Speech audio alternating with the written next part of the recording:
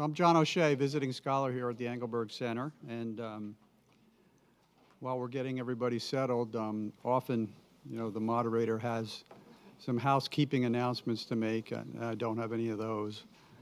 But in lieu of that, I would like to make a historical reminder that many of you may already be aware of, is that today's the 150th anniversary of the Gettysburg Address. So I'm a big Abraham Lincoln fan, and I am standing here at a podium. So, but you'll be happy to hear that, time does not permit any recitation, so we'll be moving right ahead with the program. So first of all, I'd like to thank all of you for being here today. I'd definitely like to thank the panelists for taking time out of their schedule. It's a busy time of year, certainly on the Hill.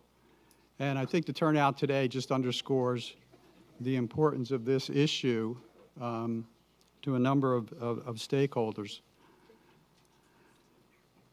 And the other thing that, certainly for those of us that have been involved in this issue for over a number of years, this is certainly an exciting and, a hopeful time for SGR in terms of finally finding a solution to this.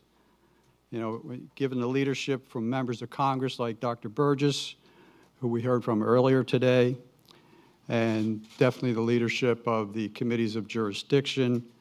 I'll just mention a few: Chairman Fred Upton, Congressman Waxman, Congressman Joe Pitts of Energy and Commerce, Chairman Camp, Congressman Levin, Congressman Brady of Ways and Means, and Senators Baucus and Hatch of Senate's Finance Committee, among many others. And given that leadership, along with a much more favorable CBO score, a bill, H.R. 2810, that was passed out of the Energy and Commerce Committee by unanimous vote, and another bipartisan, bicameral proposal from the Senate Finance and Ways and Means Committees, there certainly does appear to be a window of opportunity to finally find a long-term solution to the SGR problem, and one that includes some meaningful reform to the Medicare physician payment system. So, at this time, I'll just very briefly introduce the panelists that we have here. We're expecting a couple more. Amy Hall currently serves as senior health staff for the ranking member. Henry Waxman of the Committee on Energy and Commerce. She rejoined the committee after serving for nearly 3 years as director of the Office of Legislation at the Centers for Medicare and Medicaid Services.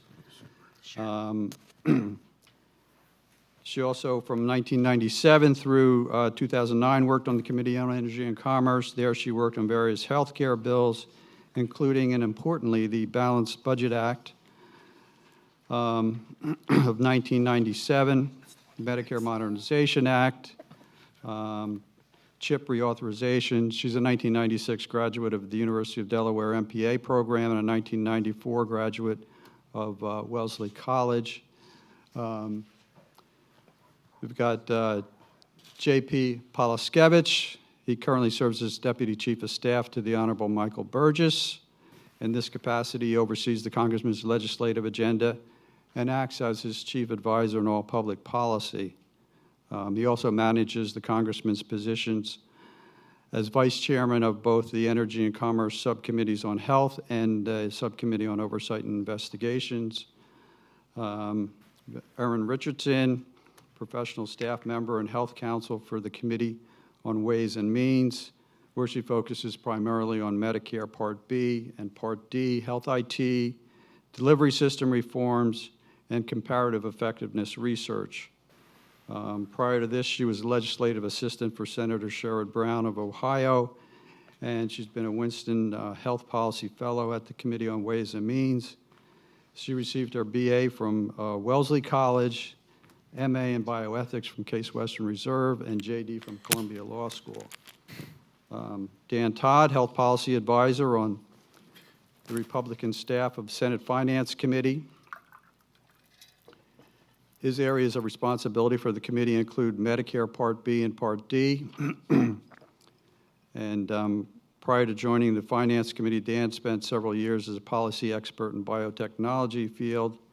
He began his federal policy career as a special assistant in the Office of the Administrator at CMS, and also works on Medicare Part B and Part D issues. During the implementation of the Medicare Modernization Act from 2003 to 2005, the BA from Georgetown University and JD from Catholic University of America. And Karen? I didn't submit my bio, John. What's that? I didn't submit my bio. Well, that's, Did some legwork. Google is his friend. we have resolved that issue. Professional Democratic staff with the Senate Finance Committee, responsible for Medicare physician and Part B issues, among other things. And prior to this position, she was Director and Senior Policy Counsel for the Association of American Medical Colleges. She's a graduate of the University of Pittsburgh, where she received both her pharmacy and law degrees. So, having done that, as you can see, these are just shortened bios as well, so this is obviously an accomplished group. And I think in terms of this issue, there's probably not a panel that you could assemble that's more relevant to this issue than the panel that we have assembled here. And myself, having recently left the Hill and having had the privilege to work with them on this issue, I feel very comfortable in saying that the fact that we're closer than ever before to finding a long-term solution to the SGR problem, one of the most difficult problems that has faced the Medicare program, and one that's been around for more than a decade, is due in large part to their dedication and hard work. And I don't think that achievement can be overstated, really. And just very briefly, the process that they have accomplished or put into place. Almost 3 years ago, they began a process of engaging with and soliciting input from relevant stakeholders on just how best to address this issue. They've held hearings, met with experts, and in phases with input from stakeholders at all stages of the process, crafted the 2 proposals that have come out recently. And most importantly, this was done on a bipartisan basis. And although the 2 proposals differ somewhat in detail, I think they have a similar overall framework, and that is to repeal the SGR, put in a stable payment period, begin to reward physicians and other providers based on their performance, develop alternative payment models that could replace traditional fee-for-service, and introduce incentives for physicians and other providers to eventually move away from fee-for-service and into these new alternative payment models. So to begin the discussion, and leaving aside for now discussion about how you would pay for any of these reforms, there's certainly been a lot of challenges, I know, to drafting these proposals. And I'll just mention a few of them. There's certainly the budgetary constraints that you faced, the need to balance the interests of various stakeholders, some complex questions around issues such as how do you measure provider performance, how do you promote the development of the alternative payment models, what are the proper incentives you need to put in to begin to transition providers away from fee-for-service and into the models. There's also the timeline. When do you start these provisions? What's the capacity of CMS to do some of the things that you want them to do? So this just gives a little bit of an idea of how complex it is to form a policy around an issue like this. And I just would like to hear maybe from each of you what you thought from your point of view and from particularly a policy point of view. What were the biggest challenges in putting together these proposals? So do you want to we'll just go down the line. Amy, you want to Start at that end. start or start at the other end? No, thanks, Amy.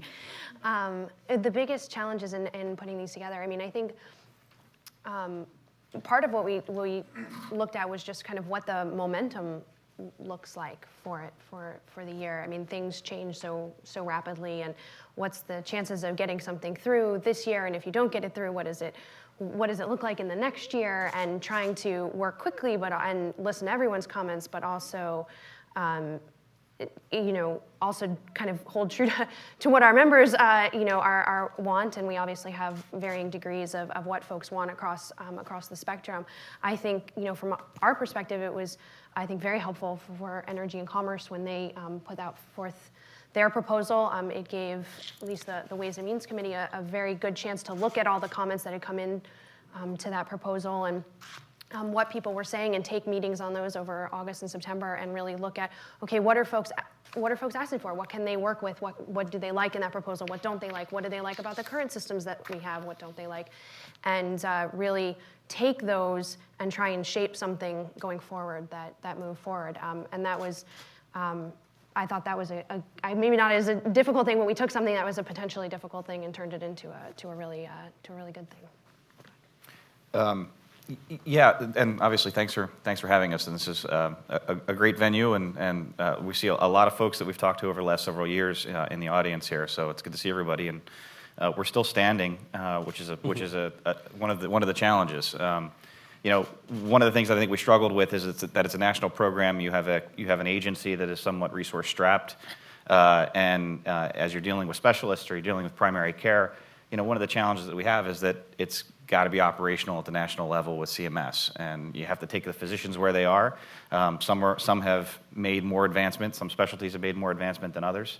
And how do you sort of give credit for that at the same time, not hold them back, and bring the others forward? So that's been on the policy front one of the big things we've been dealing with. And then in terms of the overall political, Erin's exactly right. This town does an awful lot on conventional wisdom. And conventional wisdom has been, well, of course they can't do it because they don't do anything bipartisan anymore. And so, getting the three committees to act and to work and to do the hard policy work has been, I think, for all of us, very rewarding. But it's been a challenge to get folks to sort of move beyond that skepticism and say, well, maybe they can. Let's have the policy conversation before we jump to all the more difficult questions. And hopefully, if these answers are acceptable to people, then maybe the other more difficult things are handled.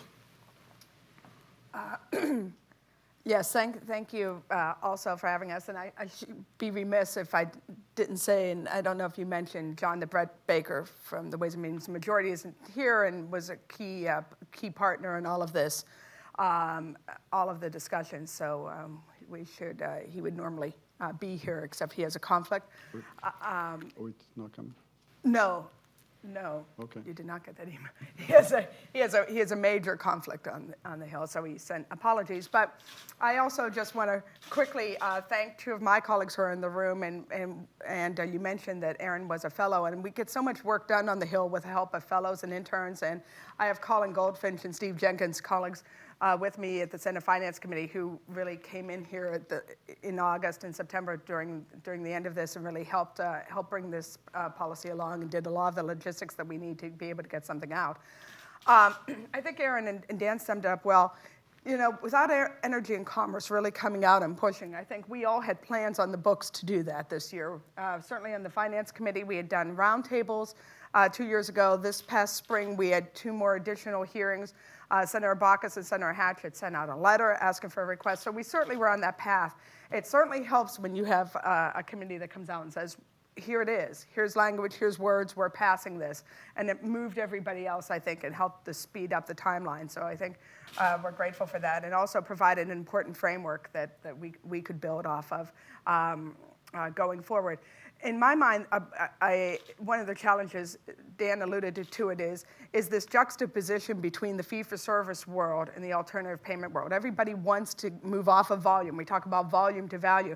But we also recognize, as Dan mentioned, there's lots of different specialties. There's lots of different types of physicians. It's not only specialty, it's geographic area, it's type of group, type of practice. And we have 600,000 physicians, 900,000 providers overall when you add in the other the other practitioners that we're trying to craft a program to deal with. And we want to help people move on and get out of that sort of volume mechanism, be able to really focus on the patient and look at the overall patient and get rewarded for the activities that they're doing to improve their care, while recognizing that the fee-for-service system sort of is going to be with us in the short term, and depending on where physicians are located, with us in the long term. And that's why I think this idea of putting incentives in the fee-for-service program that still promote value within that program was a key balance that we were trying to do between the two. Well, again, thank you for having us. Really appreciate being here. I know we're on the record. Of course, my comments should only be associated with myself, and depending on what I say, maybe even not that. I think it's hard once you kind of just get the feel not to start repeating yourself. But I do think that when we walked into this with Energy and Commerce, there were two things that were double-edged swords. I think one was, as was mentioned, the kind of conventional wisdom of, oh my God, bipartisan Medicare reform, even if it's not top to bottom, that'll never happen. Really, though, if you look at it, with the Senate clearing, track and trace, and compounding, we have 6 bills out of Energy and Commerce that were bipartisan that are now going to become law. And that doesn't even count what we did on SGR. So, sometimes the conventional wisdom isn't always right. And it doesn't even reflect the work that we do, even if we have our disagreements on other areas. I also think that, the CBO score that came out, obviously lowering it into the high, 130s, was another double-edged sword that propelled us. It gave us the ability to say, this might be in the realm of achievable. There was also, though, this budgetary constraint. I don't think you can do anything big without talking about budgetary constraints and say, well, there was this attitude that if it's somehow over $140 billion, you did something wrong, and not understanding that was just to do the zero and repeal the SGR, and that if you're actually talking about reform and doing some other changes, there might be costs associated with it. And so I think that's kind of the one of the major stressors that we had to deal with, and I don't think that that's unusual. I will say, though, from a policy perspective, I think the most challenging thing that we faced was, again, it was alluded to, was we all kind of have this vision of where we want to go, and balancing the need for fee-for-service. I mean, depending on what specialty you're in, the ability to move off of fee-for-service, the availability of a tested model to even exist in that specialty, if those have been tested at all, and if they work. And then also practice locations, for single area physicians, as you heard my boss talk about earlier this morning. But to kind of match up that vision where, as a policy matter, where we want to move the program in a general direction, but then also the realities of where is the current state of medical practice, as well as what is the capabilities of CMS. And their ability to, it's not just about saying, well, we want to get this done in a short period of time because that's our vision. We want it to work. We don't want to find ourselves in, just a couple of years saying we implemented a program that was visionary and it doesn't work, or it's not getting off the ground, or it's causing a lot more headaches than the ones we're dealing with now. So you want to have a realistic program that matches both the scope of your vision, but the reality of what can be done. So one of the problems with having a bipartisan product is that JP and I will have remarks that sort of echo each other. So I'm pretty much going to repeat what JP said. I will say that in the Energy and Commerce Committee, while on the public health side, we have a bunch of bipartisan bills. It had been quite some time since we had a bipartisan financing bill. And I think it's a testament to both Chairman Upton and Ranking Member Waxman, as well as Pallone and Pitts and Dr. Burgess, that we were able to come together, as well as the rest of our members, that we were really able to come together and coalesce around a product where, in a space where we hadn't been for quite some time, bipartisan. And I think going first, actually, was, it's always hard to be the first person to take the first step off the ledge, was challenging because there were a couple of SGR bills out there, but we really had to come reflecting sort of our two caucuses, who everyone shares the principle of repeal SGR, and everyone shares the principle of drive quality, and everyone shares the principle of, moving to alternate payment systems, or whatever we want to call them today. Coming at it from the Democratic and Republican side and finding that common ground for where we were both comfortable and able to come forward with a product that everyone supported, in a 51-0 vote out of committee. we're sort of charting new ground and feeling each other out and feeling the policies out. And I do think that it's complicated, as JP said. We don't want to be back here in 5 years repealing the SGR repeal bill because we didn't get it right this time around. We've all been working on this issue for some span of 10 or so years, and I think we have a lot of other things we'd like to focus on, so we'd like to get this behind us and hopefully implement a new system in Medicare that will kind of reward the care and the activities that we know make the difference for patient outcomes. And I think that kind of the questions of, well, we want to reward quality, and how do you exactly do that? And what's, where does risk fit in? And what's the right level of risk? And how much is too much? And how much is not enough? And, those are sort of the questions that we struggled with, and I know these guys struggled with. And thankfully, we've had lots of input from people all over the place, John and Mark, and gave us lots of input. We had input from the physician community and the nurse community and the beneficiary community, and you try to take that all in and hope that where you've gone with your product is going to move things in the right direction. And that's kind of sort of the uncertainty is difficult.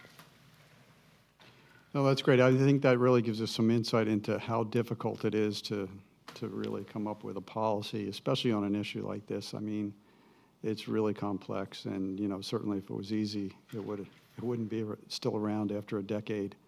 So that gives us some insight into some of the challenges into getting to where we are now. So now we've got two proposals, and as I mentioned, I think that the overall framework is pretty similar in terms of where you think you need to go.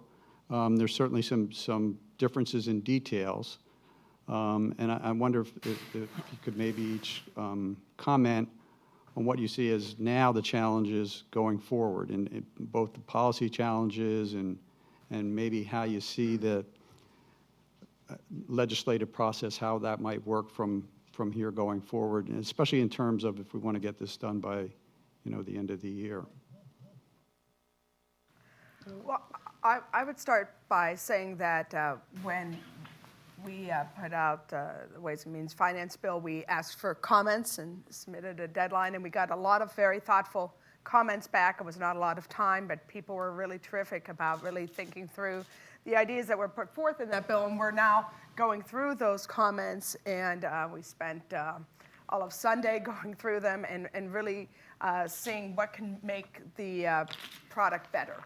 And so we want to make sure that happens and then go through. And then we also have extenders, other health extenders. Obviously, the physician payment piece is very important, but there are other health extenders that traveled along with the SGR every year, a number of them that if SGR becomes permanent, they need to be addressed in some permanent fashion as well, because while historically, it seems that Congress has been willing to stay around till Christmas to deal with SGR and give a patch. We're not sure that they're going to stay around for some of those other health extenders and deal with those. So we want to get those in a permanent state as well. And so we're spending a lot of time right now trying to deal with those extenders so that they can get into the package. And then obviously, we're going to have to deal for how to pay for the bill. The good news about extenders, I think, and also the pay for is it involves more than us. And now we have lots of people who have our colleagues who deal with other policies and other issues, and lots of people who have to play in the field of pay fors. Our job was to get the SGR policy out there and then to work on our extenders, and then the process is going to move forward as it always does in this town. And I'll just add to that. Obviously, one of the committees in the House has spoken, and unanimously, which is a pretty strong voice, right? So our committee and the Senate needs to speak. We're hoping that our framework gets to a point where our committee has an opportunity to review it and shape it. I think that is, for us, an important next step to eventually get to a conclusion. But I think one of the things that we've avoided when we started this was focusing on step 3 and 4 when we still had 1 or 2 to do. And I think that's still where we are. It's step by step and brick by brick, and hopefully that is in itself enough momentum to carry this thing through. I don't presume to speak for Brett, but since he did email me on the way over, letting me know he wasn't going to be here, and said you can speak for me on this. This is the one area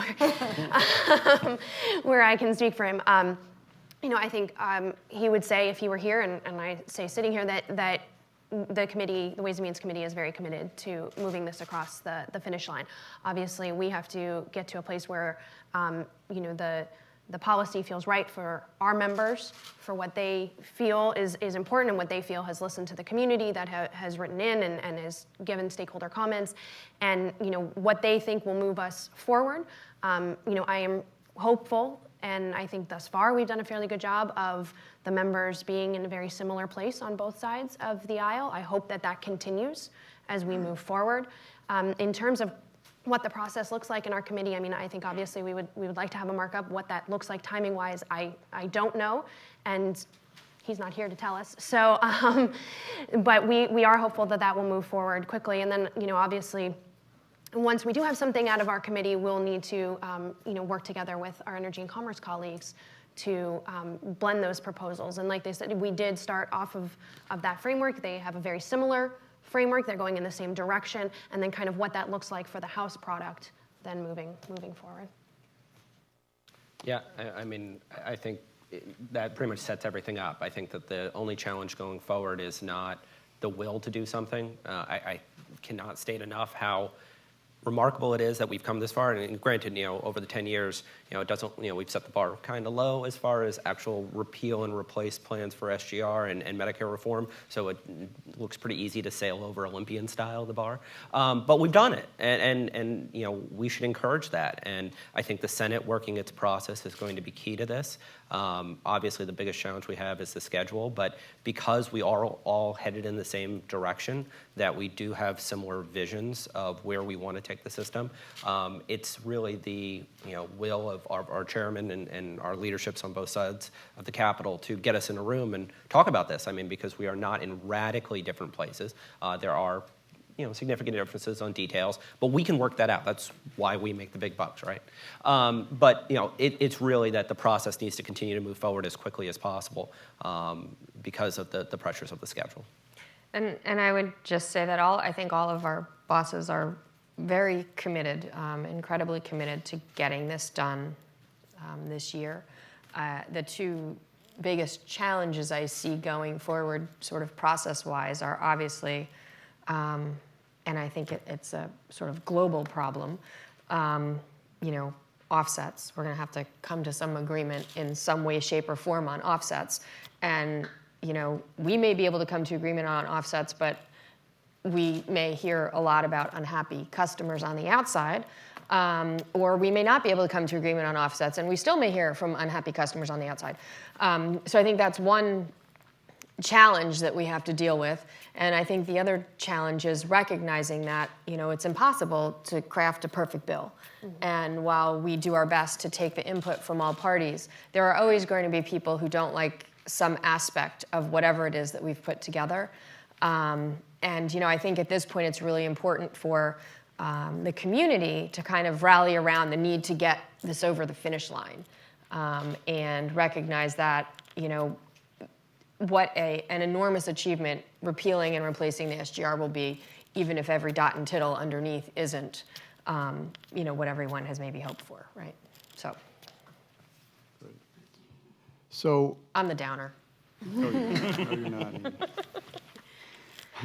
So both proposals, I think, like I said, are pretty similar in their conceptual framework. They both have a long-term vision of a certain goal that we need to get to, and certainly you're appropriately focused on getting this done this year. Certainly there are some challenges to that. So I'm wondering, within that long-term focus, in the unlikely event that we need to get to the end of the year and have another short-term sort of patch or whatever you want to call it, do you think there are some things that you could put in there that would be incremental steps toward this long-term goal? Any provisions that you could maybe put into a short-term patch that could kind of help get there? So I don't think anyone is talking about a patch, John, and I don't know why you would Yes, think that. exactly. I knew that. Failure is not an option. It's an unreal world that, What I would say is last year with ATRA, we did actual real policy in the payment. We created qualified registries within the program, and so I think, and that's one of the benefits of having the policy discussions early on, is that you can find out where there's agreement, and things that only because of time's reason would be controversial, you can sort of solve that problem. But I haven't heard any discussion about a patch. No, I would say, though, the only thing I'd say is we go through this process. I've been on the committee for 2 years, and I keep saying, why didn't we do something 2 years ago and get something started? Why weren't we, couldn't we get a policy started in some of these things? Because some of these issues, as you see it's a ramp-up period, and you're always wishing, gosh, I wish we had started the ramp a couple years ago. But you are where you are, and we just go from where we're starting. I mean, I think we're in the same place on the House side. Chairman Upton has made it very clear to staff that this is an opportunity. We put in the work.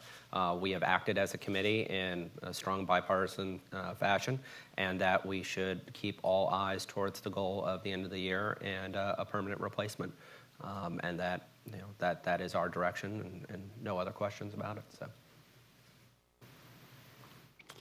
Okay, maybe I'll just ask one more question before we open it up, maybe to the audience. And,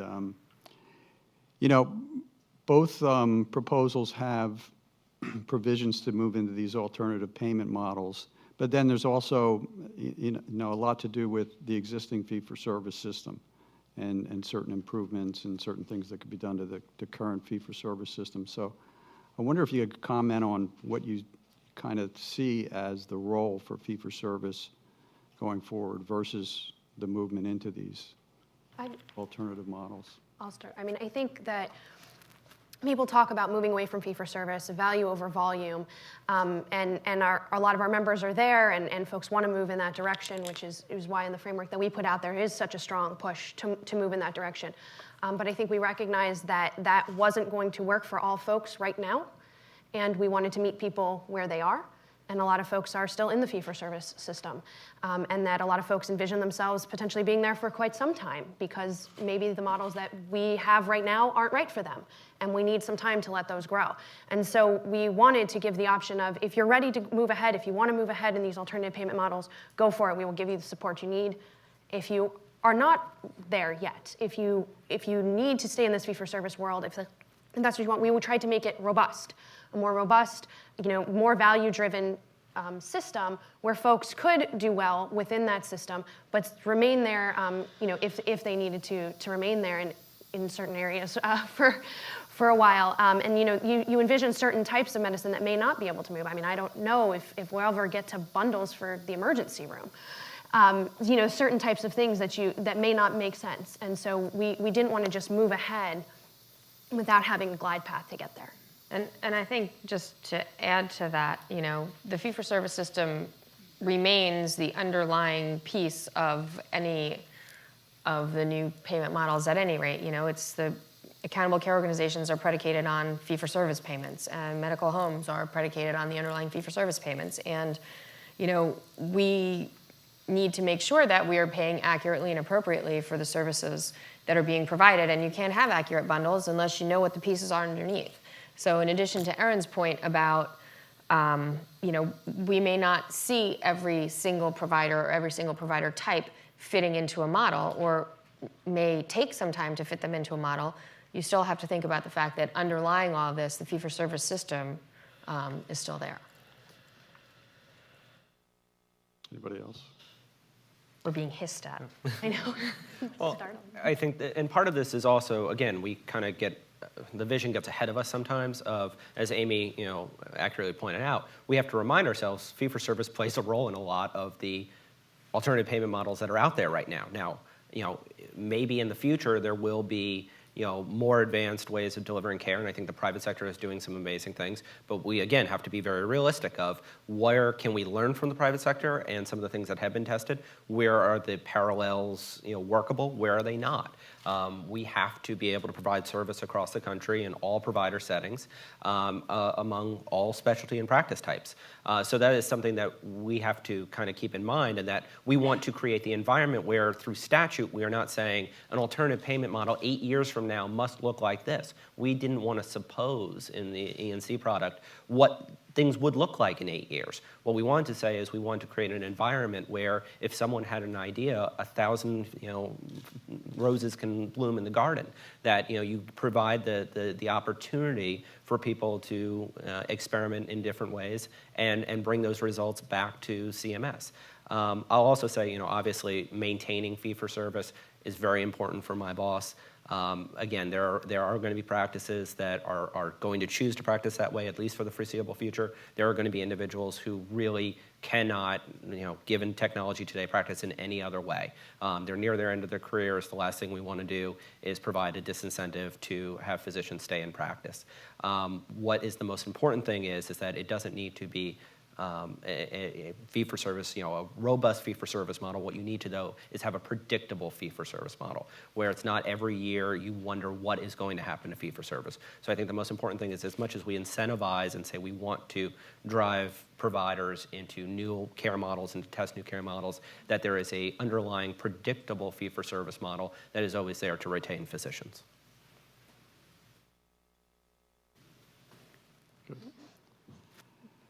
So one of I think is one of the good things that you've done is over the past really almost 3 years now is to really keep the focus on the policy, and with the idea to get the policy right. And if you had a good policy with sort of broad, even bipartisan support, that it would make hopefully the discussion around how to pay for this a little bit more easy, a little easier. And you've kind of put that discussion off till the end. Having said that, have you given any thought at all, and this may be short answers here, but have you given any thought at all at this point to pay-fors or offsets? So, no, even for in me, general. not at all, no. The one thing I will say is if you're looking at a package that's going to be in the range of $150 or $200 billion, and this is ultimately one of the big political challenges, is that somebody's actually got to want it, because no one else is going to want to pay for it. So if you're talking about something of that caliber, it's awfully important for the physician community to say, we actually like this, we think this works, we think we should do this. And I think a lot of times we get certainly myself included, get focused on details in legislative packages, and we may not like everything in it. But gosh, it's got to be better than a 25% pay cut on January 1. And I think that as I see a lot of physician representatives in the room, as you all continue to evaluate the proposals that are coming out of Congress, it's not just about is this the best thing for us? Is it better than the alternative? And I would certainly think that it is. But someone actually has to push, because our bosses, I don't think, want to be in a position of passing a $150 or $200 billion bill and no one says thank you. And it's a lot easier, if you don't hear anyone saying yes, it's a lot easier to listen to the folks who are saying no. Don't use us as a pay-for. Don't come to us. We don't want to do this. It's a lot easier to just stick with inertia. I do think it's worthwhile saying to people, I think everyone here is probably not a lot of people have traveled in from out of town. You're all in Washington. This is our job, is to look at policies, to look at issues. We've all been looking at policies throughout the year individually. This is not something like, when someone tells us this, it's time to look at those issues, that we say, oh my gosh, what issues are out there? I mean, that's part of what we do throughout the year. It's the ultimate issue of making decisions about how to do it, et cetera. But it's not like you've all come in on meetings with us about different policies, and there's lots of lists out there, and that's part of MedPAC's job, is to look at those things. And part of our job is to monitor and look at those types of policies and see what makes sense, what seems to work, et cetera. So I think individually we've all been sort of following all of these as we do throughout the years, we do every year. And I mean, regardless, just maintaining SGR at the end of the year, if we needed to do that, it's $18 billion. You do that over 10 years because it's probably not going to get any cheaper, and that's just SGR. That's not the package of any other things. It's you're already talking in the neighborhood of 180 over 10, which is exactly what we're talking about. It's actually in excess of what we're talking about in the ENC package to do a lot more than that. Would there be is there always going to be pain associated with offsets? Absolutely. Can we say that any one of our bosses or our chairman would support everything there and think that pain is right? The pain comes. At the end of every year, somebody feels the pain in offsets. Whether that is good policy that we all agree on in a bipartisan way, it happens. And it's going to continue to happen. And thus, where, again, our focus should be, if it's going to happen, why don't we reform the system today and reap those benefits in the next 9 years instead of delivering that pain year by year and not improving the program, giving certainty to providers, and thus leaving our senior citizens uncertain about their delivery of care. And the only other thing I would say is that, cuts, people like to talk about them as cuts or offsets, but I think we like to, even though they may have a savings attached to them, try to work toward looking at policies that actually have a beneficial effect at the end of the day on the program. It's not like we run around just trying to cut something, but instead look for policies that are, saving but also improving at the same time. Of course, that's all in the eye of the beholder, I guess. True. So I think we have about 10 minutes or so left, and if it's okay with you all, we open up to some questions from the audience. Anybody? Yes, sir. Hi. Maybe just identify yourself.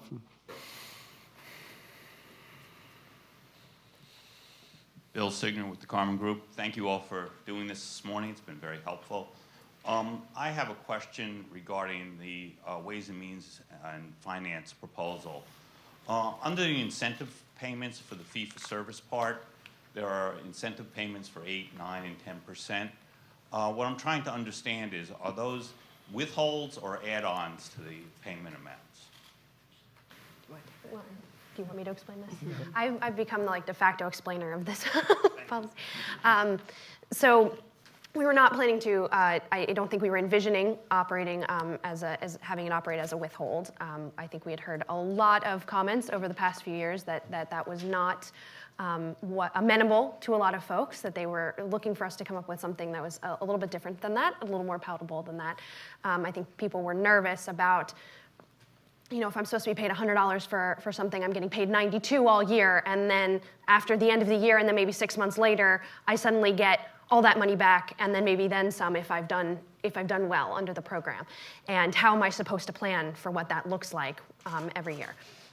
I think what we were envisioning was it looking similar to the hospital value-based purchasing program, where the 8% is used to look at what the pool is. What pool of money do I have to spend? So CMS or the secretary would take that 8% and say, okay, here's the pool of money I have to spend to give out based on the outcomes of this program.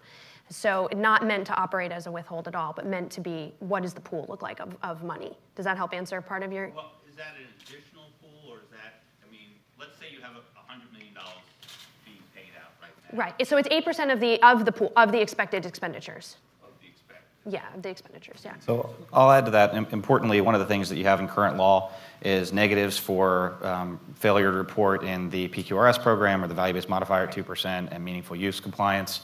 And so what we did is we bundled that up. Those negatives that hit physicians now would get pulled out of the program and go back into the program, or back into the Medicare program. What we end up doing is buying that base out and funding part of the value pool. Cool. So it stays in the pool now with that. And that 8% is what we came up with because of what would be in current law in 2017 under those current programs. Just to put then a final positive spin on that. So if a physician does well, or a practitioner does well under the program, what they will see, if we have $100, they'll see $102. Right. At the end of the day, it's transparent to them. It happens all in the back room. They don't see they just see the final. That's helpful. Other questions?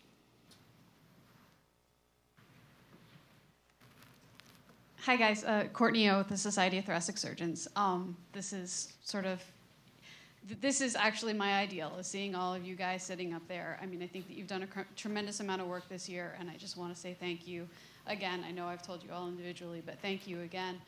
I think that we are doing our best to say yes. We've heard your comments, and we really want to say yes. I hope that you saw that in our most recent comment letter, as well as all of the comment letters that we sent to the Energy and Commerce Committee. I think that our ideal is some combination of the two, and we look forward to helping you to get there. I think that we've been able to, given the construct for feedback that you've provided us, show you some areas where we think that things could be fleshed out a little bit more, and point in certain directions. But I just wanted to say that from our perspective, we really are doing our best to say yes, and we look forward to the finished product. And I think, as Karen said, I mean, we really have been going over these comment letters. I think Colin and Stephen, too, we enlisted their help. She mentioned them earlier.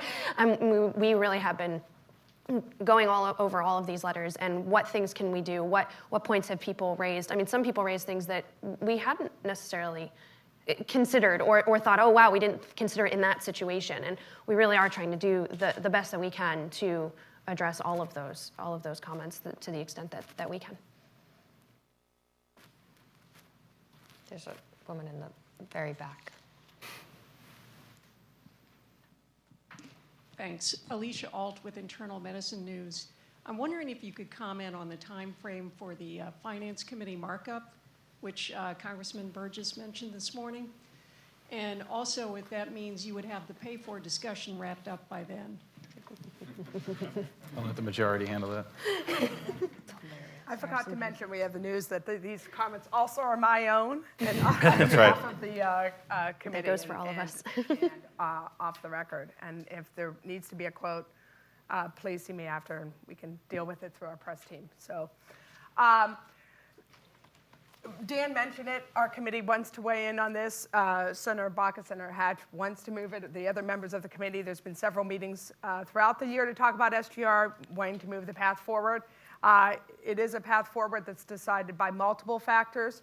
I tend to believe when we see a notice is when something happens, whether it's a hearing or whether it's a markup. When you see a notice, you know something's going to happen. Just too many things move around in this place. But I think their intent is to obviously do something this year. It's just a matter of when.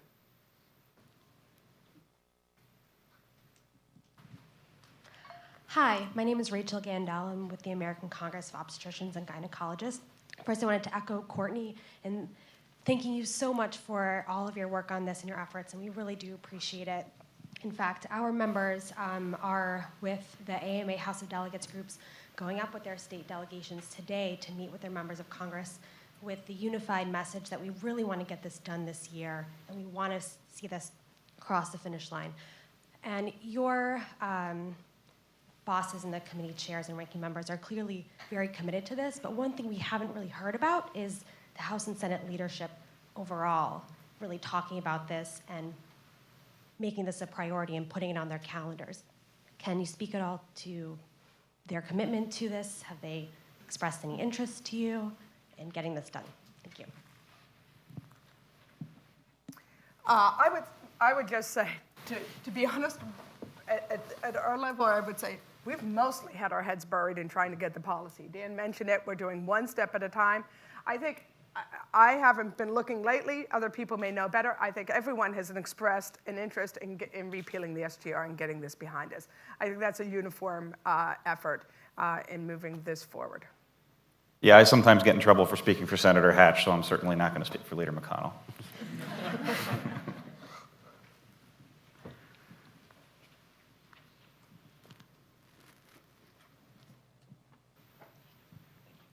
Hi, Paul Cotton with NCQA. Thank you all for the work you've done. It's quite amazing to look at this stuff.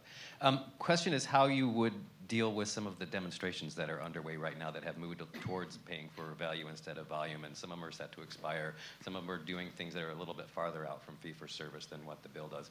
How do you see the interaction between what's in the bill and what the demonstrations underway under CCMMI and other places are doing? In our proposal, it builds on those demonstrations. Those are the testing models that get expanded as we see savings and see improvements that can move on and become the alternative payment models of the future and the opportunities. I think what we'd like to see is more of those occur. And I'll just add to that. One of the things we've heard from private sector plans is that Medicare is one aspect of a book of business for a physician's practice, and a lot of these things are being mirrored in the private sector. And so one of the considerations was that scale matters. And so if they've, to the extent that other payers have committed to these things, we were conscious that we didn't want to necessarily pull the plug on them. Hi, David McNitt with the Old Acre Group. I have a question about the scoring of the bill. It's a sort of two-part question. One is, could you describe some of the challenges of capturing some of the savings that come from things like alternative payment models and even some of the technical assistance measures, and how you work with CBO on achieving those, because I always found that those are sometimes the hardest things to score. And also, going back to something that Dr. Burgess said this morning, he described the SGR as the CBO putting it on sale. And I think a lot of people felt that way when that new score came out, that this was a very exciting opportunity. But with us coming up on the next year, what is the urgency and what are the chances that this sale ends when CBO updates its baseline? Well, I mean, I'll address my boss's comments there. I do think that it was, I mean, obviously, both Ranking Member Waxman and Chairman Upton have been long committed to repealing the SGR. There was an effort early on with Chairman Upton assuming the gavel to work together, as John knows, in collecting information, collecting as much feedback from people as possible. The CBO score did kind of put a rocket on the back of being able to facilitate more than just having another hearing that looks like a lot of the other hearings we've had, and soliciting comments of actually getting in a room and starting working on policy. There is always a concern and that the score can go up.